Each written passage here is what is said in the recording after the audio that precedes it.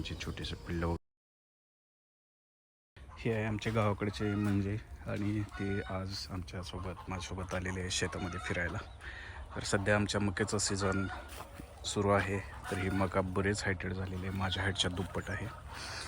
आणि म्हणजे इकडे